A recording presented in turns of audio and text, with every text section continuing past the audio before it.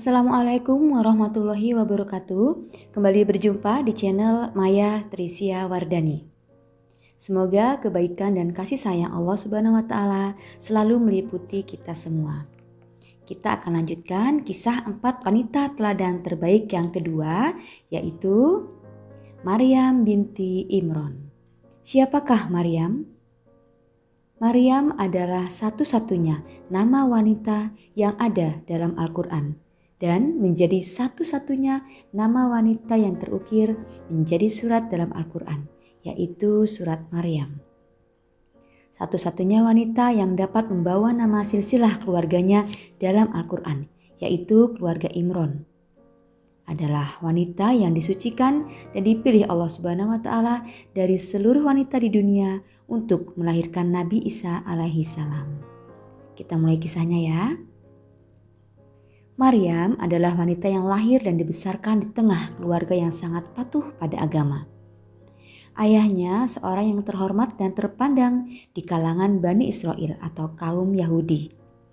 Dan saat ibundanya mengandung Maryam, ia bernazar pada Allah akan menyerahkan anak yang lahir tersebut kepada rumah peribadatan sebagai pengelola.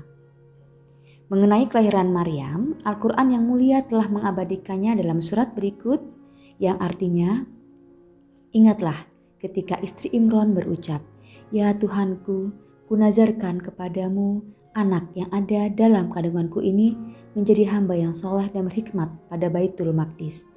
Karena itu, terimalah nazarku itu. Engkau maha mendengar lagi maha mengetahui." Maka ketika melahirkannya, dia berkata, "Ya Tuhanku, aku telah melahirkan anak perempuan. Padahal Allah lebih tahu apa yang dia lahirkan. Dan laki-laki tidak sama dengan perempuan. Dan aku memberinya nama Maryam. Dan aku mohon pelindunganmu untuknya dan anak cucunya dari gangguan setan yang terkutuk." Maka Allah menerimanya dengan penerimaan yang baik, membesarkannya dengan pertumbuhan yang baik, dan menyerahkan pemeliharaannya kepada Zakaria. Setiap kali Zakaria menemuinya di mihrab kamar khusus ibadah, dia dapati makanan di sisinya. Dia berkata, "Wahai Maryam, dari mana ini kau peroleh?" Maryam menjawab, "Itu dari Allah. Sesungguhnya Allah memberi rezeki kepada siapa yang dia kehendaki tanpa perhitungan." Kisah tersebut terukir dalam Quran Surat Ali Imran ayat 35 hingga 37. Ayahanda Maryam wafat saat ia masih anak-anak. Lalu pengasuhannya jatuh pada Zakaria sang paman yang saat itu juga dikenal sebagai seorang nabi. Sebagaimana yang pernah dinazarkan oleh ibunya, maka Maryam tumbuh menjadi seorang putri yang sangat taat beribadah, soleh dan patuh pada perintah Allah Subhanahu wa taala. Lalu tibalah saatnya Allah Subhanahu wa taala menyucikan dan memilihnya di antara semua wanita di dunia untuk mengemban amanat rahasia dan suci bukti kuasa ilahi. Percakapan saat penentuan itu tertulis dalam Quran Surat Ali Imran ayat 45-46. Ingatlah ketika para malaikat berkata, "Wahai Maryam, sesungguhnya Allah menyampaikan kabar gembira padamu tentang sebuah kalimat firman darinya, yaitu seorang putra, namanya Al-Masih Isa putra Maryam. Seorang terkemuka di dunia dan akhirat dan termasuk orang-orang yang didekatkan kepada Allah." Maryam berkata, "Ya Tuhanku, bagaimana mungkin aku akan mempunyai putra? Padahal tidak ada seorang laki-laki pun yang pernah menyentuhku." Dia Allah berfirman, "Demikianlah Allah menciptakan apa yang dia kehendaki.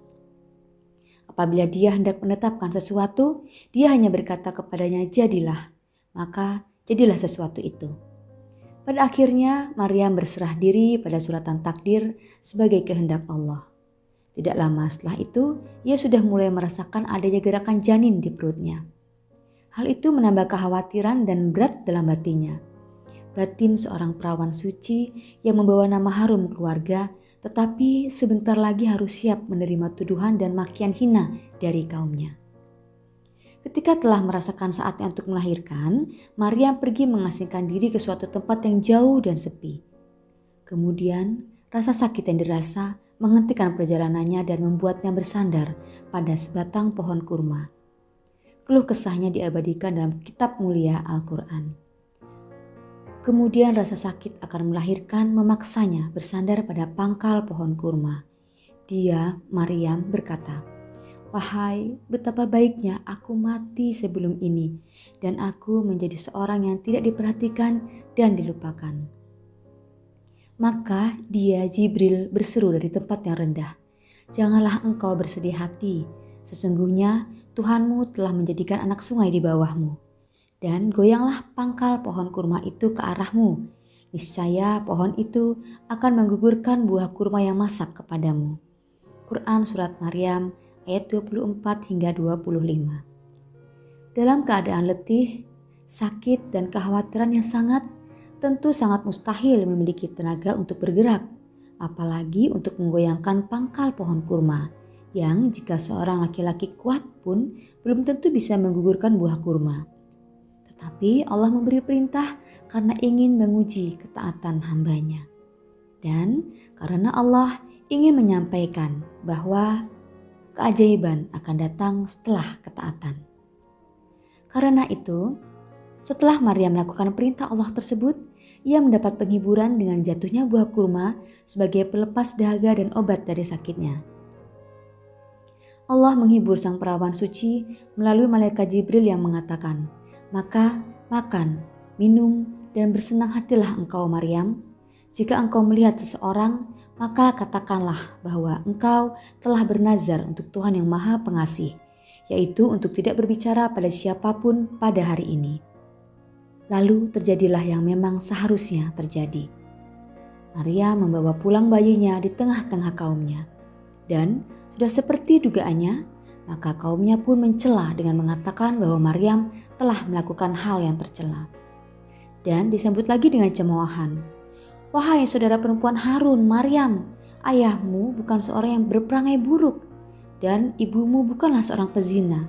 Lalu mengapa engkau berbuat seperti itu?" Kesolehan dan kesucian Maryam selama ini rupanya tetap tidak dapat mencegah makian kaumnya yang terus-menerus menyudutkannya. Kekuatan hati dan percaya pada apa yang telah dijanjikan Tuhannya, bahwa anaknya akan diangkat sebagai manusia yang besar dan mulia, adalah satu-satunya hal yang dapat membuatnya tetap bertahan. Kemudian, untuk menghindarkan diri dari cemoohan, gangguan, kebencian serta fitnah, akhirnya Maryam membawa putranya ke negeri Mesir, lalu bermukim di Nasirah atau Nazaret, Israel, hingga Isa mencapai usia dewasa. Saat Al-Masih ketakutan menerima wahyu ilahi, maka kepada bundanya lah beliau bernaung. Kepadanya beliau mengungkapkan segala kesedihan dan kerisauannya. Dan dari bundanya pula beliau mendapatkan dorongan, dukungan, serta penguatan dalam menjalankan risalah. Demikianlah Maryam, seorang wanita taat dan suci yang telah dipilih dan dipersiapkan Allah untuk menjadi ibu dari manusia mulia. Ibu yang mengasuh dan menemani putranya dalam melaksanakan tugas besar menjadi utusan Allah, Tuhan semesta alam. Ketaatan dan keikhlasan yang total kepada perintah dan takdir Allah Subhanahu wa Ta'ala adalah sikap Maryam yang sangat elok untuk dijadikan teladan. Jadi, selamat berupaya untuk terus menjadi wanita yang percaya pada janji Allah bahwa barang siapa berserah diri dan bertawakal padanya, niscaya Allah akan menjadikan baginya kemudahan dalam urusannya. Quran Surat At-Tolak ayat 4. Assalamualaikum warahmatullahi wabarakatuh.